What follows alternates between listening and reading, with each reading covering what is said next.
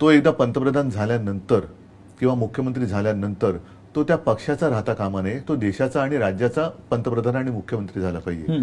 आपल्याकडे ही पद्धत अर्धी आहे. तुम्ही देशाचे पालक आहात, तुम्ही राज्याचे पालक आहात, तुम्ही त्या संविधानाची शपथ घेतल्यानंतर सर्वांशी समानतेने वागेन ही शपथ आहे. मित्राला जमिनी देण्याच्या आड जर तुम्ही आलात तर तुम्ही तुरुंगात जाल कारण तुम्ही जनसुरक्षा धोक्यात आणलेली आहे. जसा पंडित नेहरू नंतर एक प्रश्न होता, आफ्टर नेहरू हू किंवा आफ्टर इंदिरा हू, तसा आफ्टर मोदी हू. तो त्यांचा प्रश्न विषय देश आहे. हो, पण त्यांचा आता त्याने तो अंतर्गत विषय केला, देश आहे. त्याच्यामुळे त्यांनी तो विचार कदाचित तो सुरूही झाला असेल किंवा त्याचं उत्तरही त्यांनी काढलं असेल. जेव्हा त्यांच्याकडे उत्तर असेल तेव्हाच मला वाटतं मोहनजी बोलले असतील. ते बिना उत्तराचं नाही बोलणार. असू शकेल. पण शिवसेना पक्षप्रमुख म्हणून तुमच्या समोर असं काय व्हिजन आहे का की आफ्टर मोदी? बघा, मला काय वाटतं की ठीक आहे, शेवटी आपली जी लोकशाही आहे त्या लोकशाहीच्या माध्यमातून जो पक्ष जिंकतो, ज्याच्याकडे बहुमत असतं, त्याचा नेता हा पंतप्रधान किंवा मुख्यमंत्री बनतो. ही लोकशाही आहे. आणि तो एकदा पंतप्रधान झाल्यानंतर किंवा मुख्यमंत्री झाल्यानंतर तो त्या पक्षाचा राहता कामा नये, तो देशाचा आणि राज्याचा पंतप्रधान आणि मुख्यमंत्री झाला पाहिजे. आपल्याकडे ही पद्धत अर्धी आहे की बहुमत मिळाल्यानंतर तो नेता पंतप्रधान किंवा मुख्यमंत्री होतो, पण तो मुख्यमंत्री किंवा पंतप्रधान झाला तो त्या पक्षापुरता मर्यादित राहतो. हे गैर आहे.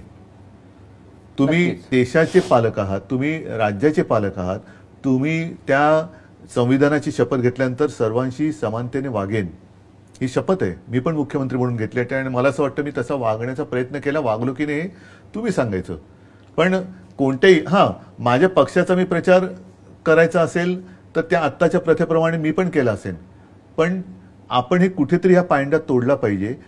जसं लोकसभा अध्यक्ष किंवा विधानसभा अध्यक्ष, कारण मनोहर जोशी जेव्हा लोकसभेचे अध्यक्ष होते ते पक्षाच्या कार्यक्रमाला येत नव्हते. आणि मला असं वाटतं दत्ताजी नलावडे सुद्धा, जर मी बरोबर आठवत असेल तर ते पक्षाच्या कार्यक्रमाला तसे येऊन भाषण करत. पक्षाकडनं काही प्रशिक्षण शिबिर ठेवलं तर ते यायचे की लोकप्रतिनिधींनी कसं बोलायला पाहिजे, कायदे कानून कसे असतात, सभागृहात कसं वागलं पाहिजे.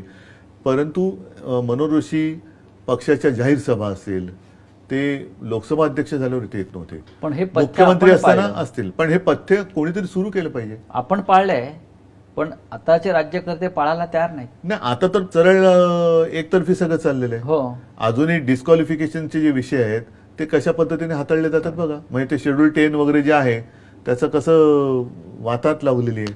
उद्धव साहेब, या सगळ्या हा जो तुम्ही विचार मांडतात, आज देशाची सर्व बाजूने लुटमार सुरू आहे.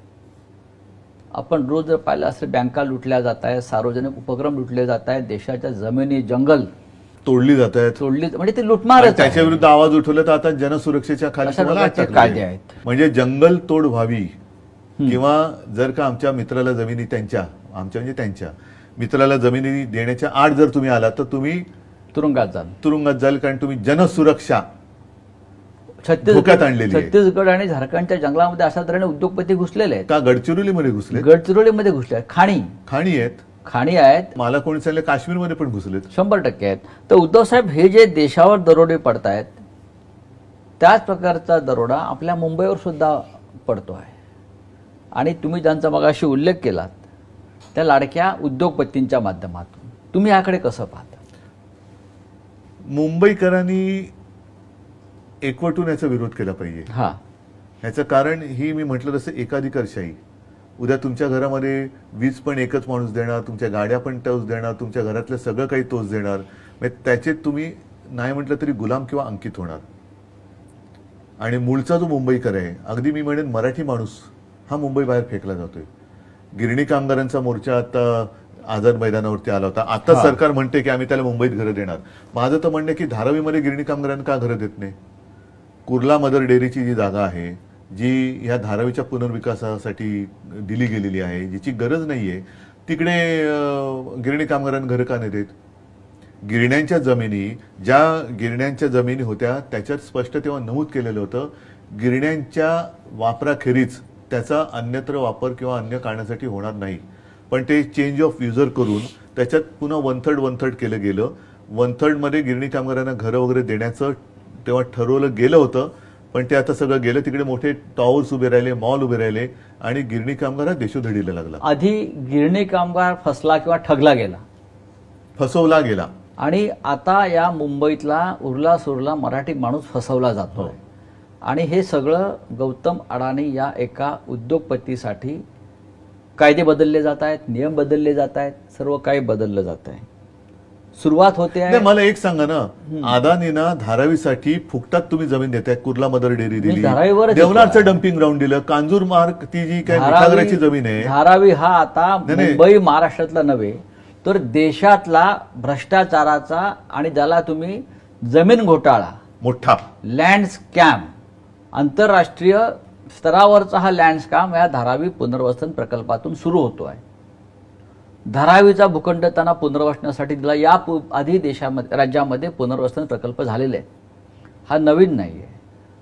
धारावी तुम्ही अडाणीला दिल्यावरती त्या सबबीखाली धारावीसाठी किंवा अडाणीसाठी जो सवलतींचा वर्षाव सुरू आहे सर्व स्तरावर, आणि तो त्यांच्यावरती भूखंडांची मेहरबानी मुंबईतली दिली जाते, हे यापूर्वी कधी झालं नव्हते. का होत आहे? ह्यांची मित्र आहेत म्हणून ना. म्हणूनच मी जी मगाशी सांगत होतो की धारावीसाठी जसे हे भूखंड तुम्ही यांच्या घशात फुकट घातलेत, तसं तुम्ही माझ्या गिरणी कामगारांना का नाही देत? फुकट एखादं भूखंड द्या ना तुम्ही, का नाही? तुमचे कोणीच लागत नाही गिरणी कामगार, गिरणी कामगारांची तुम्ही कोणीच लागत नाही. ज्यांनी मुंबई मिळवून दिली, संयुक्त महाराष्ट्रामध्ये लढ्यासाठी रस्त्यावरती उतरून रक्त सांडून मुंबई मिळवून दिली, त्यांनाच मुंबईमध्ये स्थान न देता हे कुठले आले?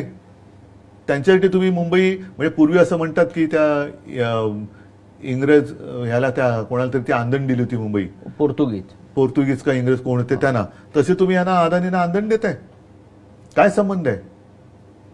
म्हणजे सगळं काही तुम्ही त्यांना देताय. देवनारचं डम्पिंग ग्राउंड म्हणजे हा तर कहर झाला. आता त्या डम्पिंग ग्राउंडवरचा कचरा जो आहे तो महापालिका किती 2700 का काहीतरी कोटीचं त्यांचं टेंडर आहे.